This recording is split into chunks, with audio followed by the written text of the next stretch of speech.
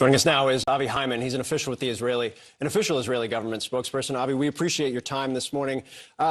The actual construct of what was agreed to last night, there have been reports that it was 8 women and children. The 2 dual Russian-Israeli citizens that were unilaterally released yesterday would be considered part of the 10 that the Israeli government has been unequivocal must be included in each step of these extensions.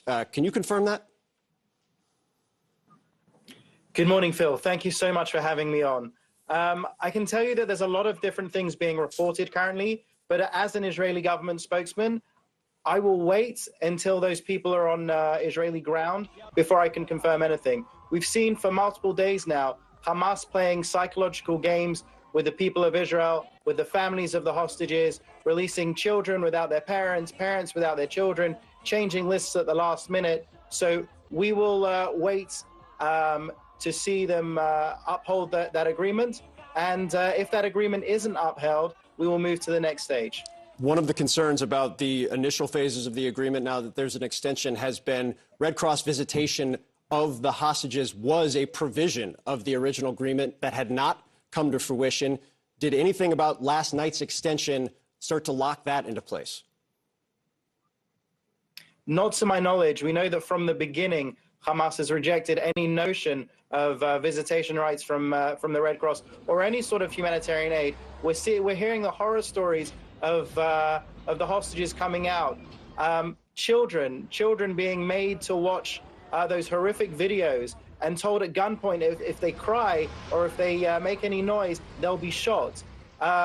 Emily, that Irish Israeli girl who was released, Emily, she was released and she's whispering. She's scared to raise her voice because she was sat there. She thought she was there for a year in an underground Hamas dungeon held by masked monsters with machine guns. Hamas said yesterday, before the agreement was reached, they had proposed 7 women and children and the bodies of 3 other Israelis. That was rejected, according to Hamas and U.S. officials. My question right now is, of the 145, I believe is the latest number the Israeli government put out, of hostages being held at this moment, are all 145 considered alive? Do we have any idea, now that Hamas is offering bodies as an exchange, if some of those are not? I wish I could answer that question, and I pray and hope that every single one of those hostages is alive and well. Unfortunately, knowing who we're up against, we're up against Hamas, who plowed through our borders on October 7th, killing, butchering, raping, beheading.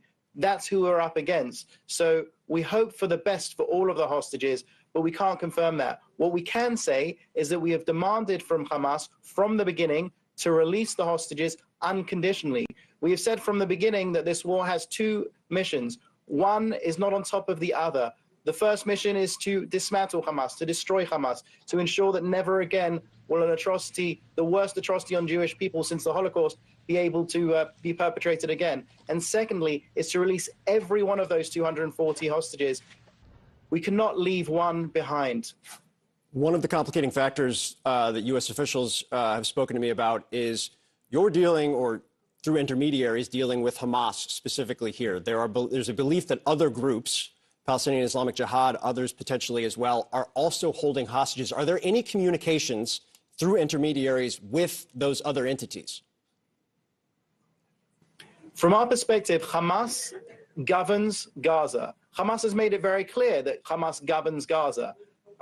It's a bit of a hard thing to believe that they couldn't make a few phone calls to their various factions, which are essentially, like Islamic Jihad. It's like their little brother, whereas Hamas gets 93% of their funding from Iran.